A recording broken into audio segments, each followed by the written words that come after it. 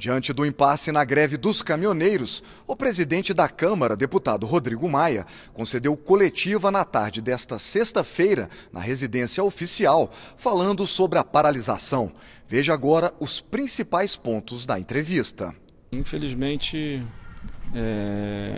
as palavras do presidente estão tendo pouca credibilidade com a sociedade que, de forma legítima, está se manifestando.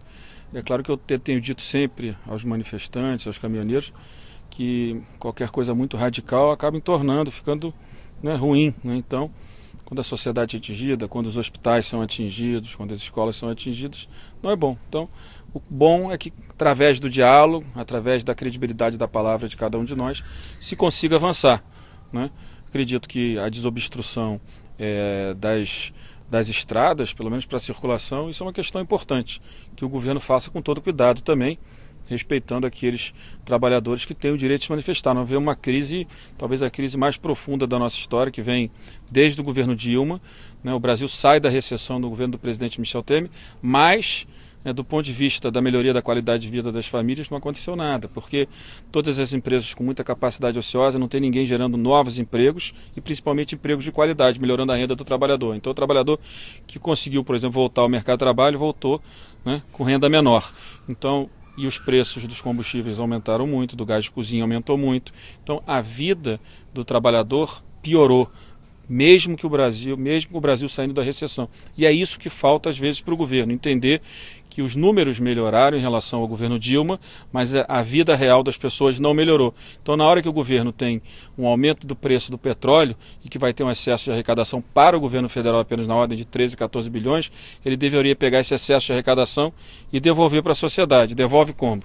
Reduzindo impostos.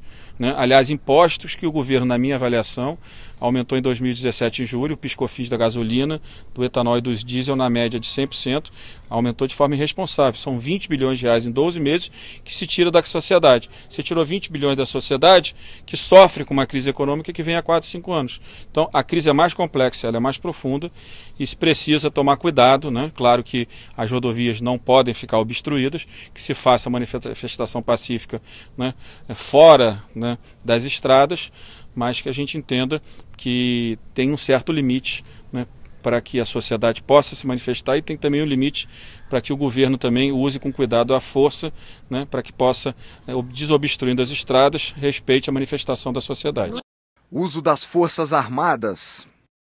O Exército era desnecessário. Até eu estava agora em Maceió com a presidente Carmen Lúcia e o governo entrou com uma DPF que caiu com o ministro Alexandre de Moraes, e ela estava me contando do mérito, não tinha a inclusão das Forças Armadas, era a Força Nacional. E foi a informação que a gente recebeu lá, que era a utilização da Força Nacional. Claro que a utilização das Forças Armadas, como eu disse, não parece o passo correto nesse momento. Acho que os manifestantes estão dialogando. Uma parte ontem deixou claro que o acordo que estava sendo feito eles não ia impactar a ponta, e foi o que aconteceu. Então acho que tem que tomar cuidado. O que eu disse é desobstruir a estrada é uma coisa, usar as Forças Armadas é outra.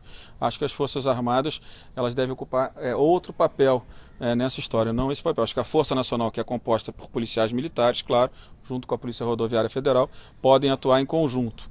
Não é o que foi informado, mas nas últimas informações que nós tivemos, de fato, apareceu as Forças Armadas já de alguma forma atuando. De fato, também não acho que é o melhor caminho. Tem certos momentos que o governo tem que atuar, é claro, mas da minha parte, aquilo que eu possa fazer para ajudar, que eu acho que eu tenho feito, que eu fiz essa semana que vem vamos avançar em alguns projetos que ajudam a regulamentar, garantir maior segurança jurídica. Eu acredito que é importante, acho que cada um cumprindo seu papel, a gente vai conseguir sair o mais rápido possível dessa crise. Preço dos combustíveis. Quando você interfere na política de preço da Petrobras, no final a sociedade paga a conta e não sabe. É a mesma coisa que o sistema Eletrobras. A gente não sabe o valor que o governo brasileiro, que os brasileiros pagam todo ano com o prejuízo da Eletrobras também. Então, a política de preço livre da Petrobras está correta. O que não está correto e não é necessário, por exemplo, é incorporar a variação cambial ao preço né, ao aumento dos preços.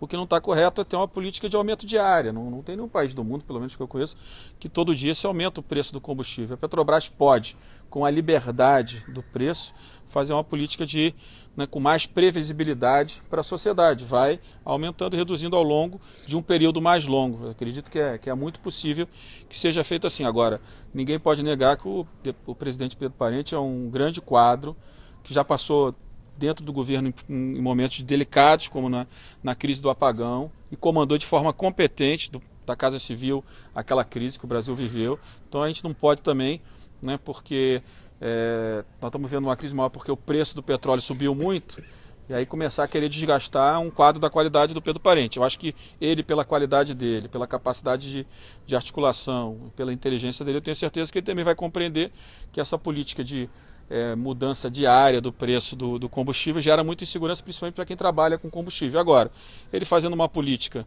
né, gerando um colchão, né, com toda a liberdade, para que não fique com flutuações diárias, eu tenho certeza que ele faz um bom trabalho na Petrobras e não acredito que tirá-lo agora da Petrobras vai ajudar o Brasil.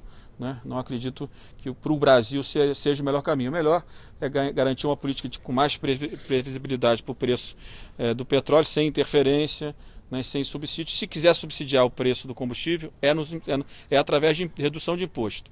Quem subsidia política pública é o orçamento da União, não é a Petrobras. Então, se a gente quer reduzir o preço do combustível, a gente tem que reduzir os impostos. O PIS/COFINS, que o governo dobrou no ano passado, né, a alíquota, zerar essa alíquota do PIS/COFINS, pelo menos do diesel, pensar em zerar a CID, que o governo já anunciou, e pensar dentro do orçamento outras políticas compensatórias que possam atender a sociedade. PIS/COFINS. Cada casa tem a sua agenda, né? Até porque o presidente Michel pode zerar a alíquota do PIS/COFINS por decreto, porque ele dobrou a alíquota do PIS/COFINS ano passado, da gasolina, do etanol e do diesel, lembrando aqui 100% de aumento. De julho do ano passado até julho desse ano, o brasileiro vai pagar a mais de PIS/COFINS com esse aumento, do meu ponto de vista absurdo. 20 bilhões de reais saiu do bolso do brasileiro para os cofres do governo. Para quê? No momento de crise que a gente vive. Então acho que está na hora do governo, né, tirar essa conta da sociedade. A sociedade não pode pagar essa conta.